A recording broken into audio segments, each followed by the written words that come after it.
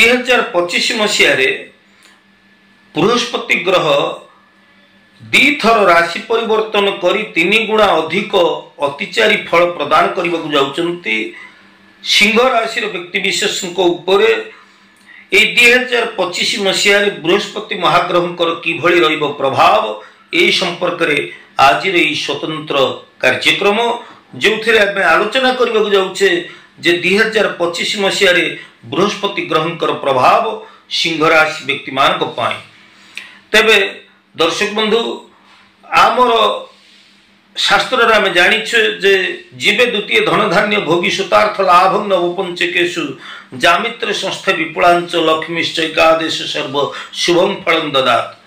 बृहस्पति आमर 15 मे 2025 रे वृष राशि को छाड़ी मिथुन राशि को आसीबे। 19 अक्टोबर 2025 रे पुणी कर्कट राशि के आसीबे एवं 4 डिसेम्बर 2025 रे से पुनर्बार मिथुन राशि को प्रत्यावर्तन करिवे।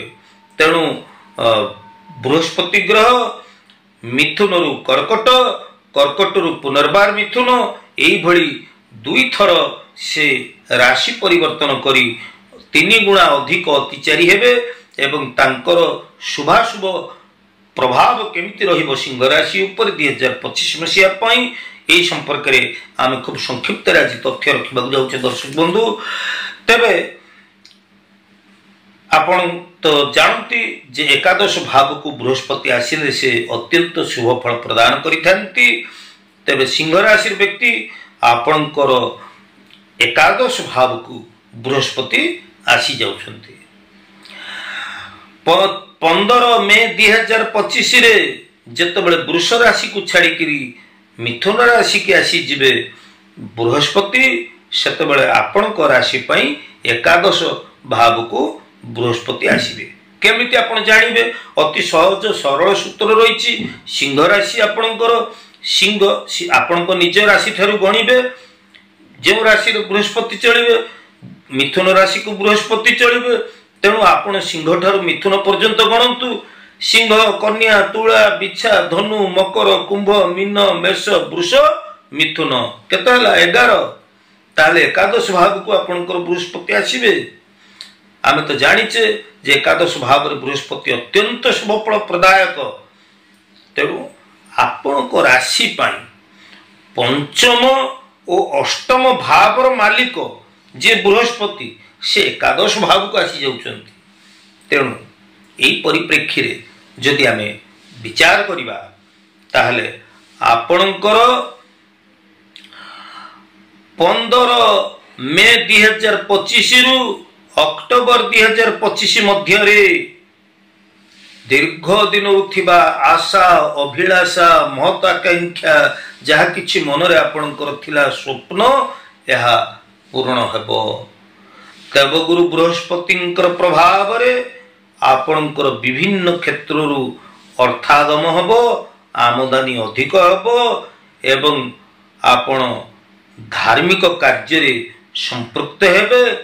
चाकरी आशायी प्रार्थी माने निश्चित भाव रे कर्म नियुक्ति पाई परिबे।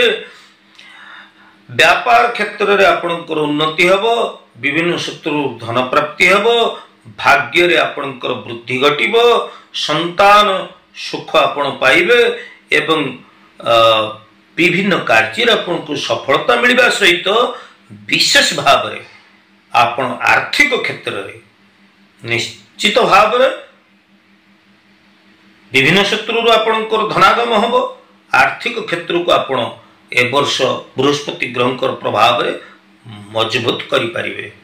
तेबे नवेम्बर 2025 रु अक्टोबर 2025 रु डिसेम्बर 2025 पर्यंत टिके आपणकर बृहस्पति ग्रह शुभ फल प्रदान करिवे नाही।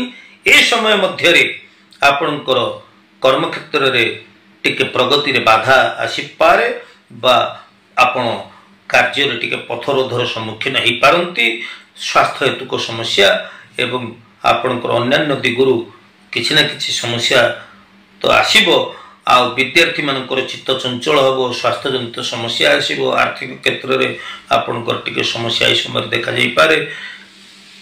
पुनर्बार आपणकर डिसेम्बर 2025 रे जेतोळे मिथुन राशि को प्रत्यावर्तन करिजिबे बृहस्पति ग्रह पुनर्बार आपण शुभ फल पाई परिबे।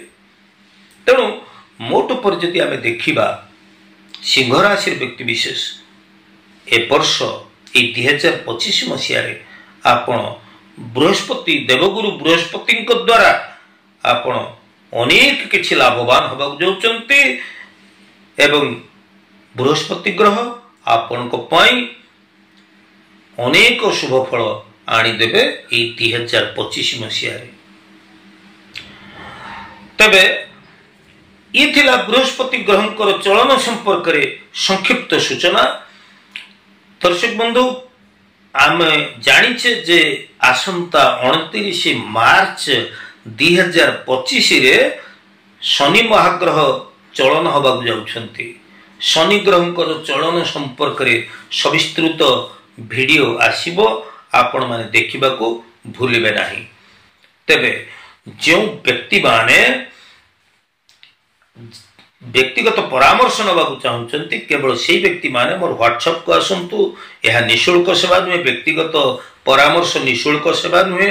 जो माने चाहते निजर व्यक्तिगत समस्या समाधान पाई बा आपणकर घर वास्तु संबंधी बा जेकोसी प्रकार समस्या समाधान पाई आपण व्हाट्सएप को आसी पारिबे, मो सहित जोगाजोग करि पारिबे। अन्यथा मते फोन करंतु नाही। आशा करूची मोर भावावेग को आपण बुझी पारुथिबे। आज तो समय ही जाइए दर्शक बंधु, आमे पुणी परवर्ती अध्याय देखा एमती ज्योतिष वास्तु एवं धर्म विषय को विभिन्न प्रकार उपादेय तथ्य को नहीं आसुतिबा आलोचना जारी रखिथिबा।